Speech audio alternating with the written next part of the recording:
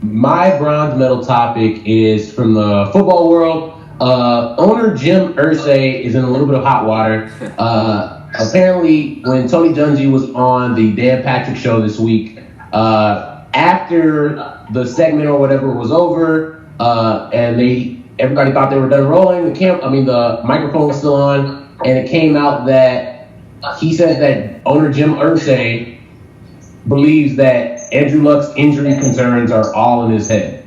This is a big deal. That's your franchise player, your franchise quarterback, and you think that he is kind of nutty about his own injury, which is a pretty big deal because in the grand scheme of things, the only person that knows about his body is Andrew Luck. Like, you can go to all the doctors, you can go to all the different trainers and medical staff, but if you don't feel good, you don't feel good. So I think that, it's Jim Irsay. He's one of those owners who likes to meddle and likes to open his mouth because, he owns the team. But this was definitely not a good look. I don't know how I don't think they trade Andrew Luck or anything but it definitely, you might have a little LeBron James, Dan Gilbert type of situation with those two. So it was Jim Irsay whose mic was still on.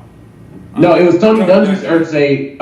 It was Tony Dungy's microphone that was still on. And he was saying that he talked to Jim Irsay, and Jim Irsay says that Andrew Luck's injury concerns are all in his head. Oh, okay. Because when you said, I was kind of like on edge because you said Jim Irsay's mic was still on. I was like, dang, old rich white guy. He probably said the N-word or something. you let me down, Russ.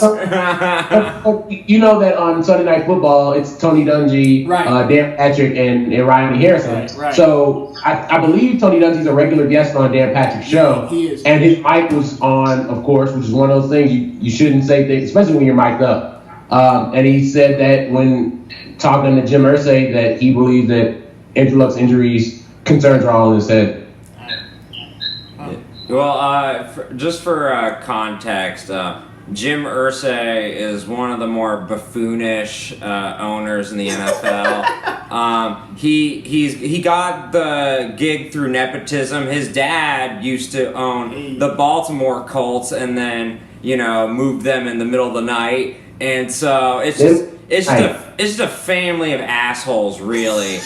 And Jim Irsay especially, he is such a little brat. Like I remember last time he was in the news, he took too many pills and was just a mess. And for all the crap we gave Tiger Woods for his little pill escapade, Jim Irsay was a mess. Yeah. But he was in Indianapolis and no one cares. Yeah, right. So it's just he's a reckless owner, and so I don't really trust anything he says, but I do think it might be a little bit of a mental issue with Andrew Luck. But here's the thing, Jim Irsay, your dumbass never got a GM who properly constructed a team around him, so he's been taking shots like David Carr. Yeah. Okay, and so at some point your quarterback is going to get punch drunk, and it's going to affect their decision making. And honestly, I wouldn't want to go out on the field with the team you got right now. That offensive line has never been good for Andrew Luck. No, it hasn't.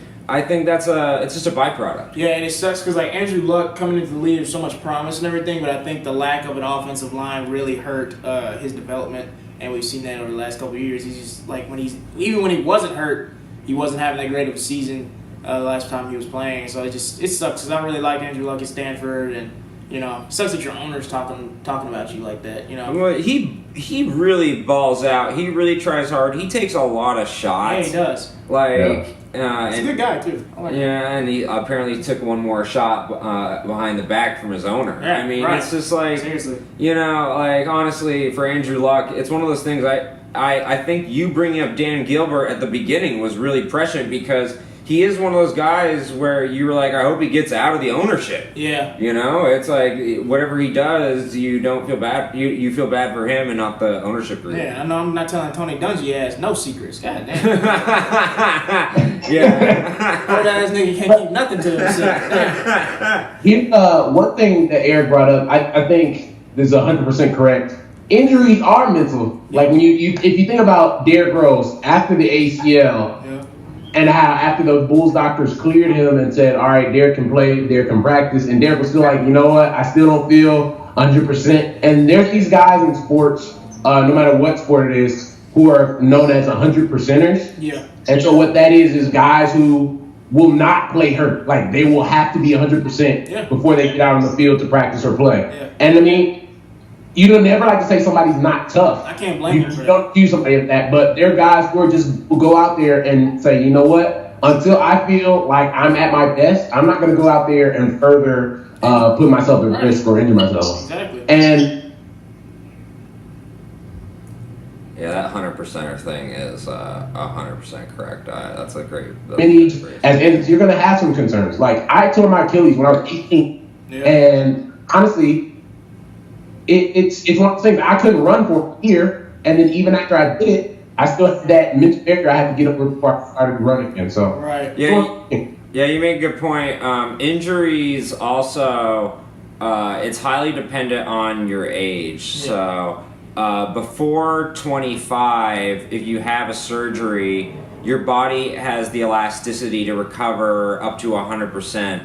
But after 25, surgeons will tell you that every year after 25, you really have a tough time recovering up to 100% like you were because your body's losing that elasticity. Yeah. And so the issue with Andrew Luck is he is getting older and older, and he has taken a lot of these injuries in the lower part of his body and the upper part of his body.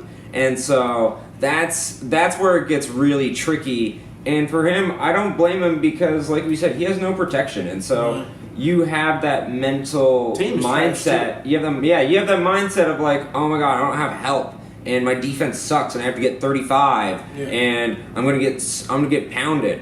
And he's, like you said, there are 100%ers, people who can only play when they're perfect. There's actually people like Ben Roethlisberger who are not 100%ers, but they complain 100% of the time while being injured. And then they like to make themselves up to be even bigger than they are. Yeah. So it's like it's interesting, but to be honest, I'm on Andrew Luck's side here. Same. If he was on a different team, maybe I'd have different thoughts. But they're kind of like the Browns, but with a shinier logo. Yeah. At this point, they don't have much around them. All right, is that pretty much it for the bronze medal topic? Yeah, man, that's it for me.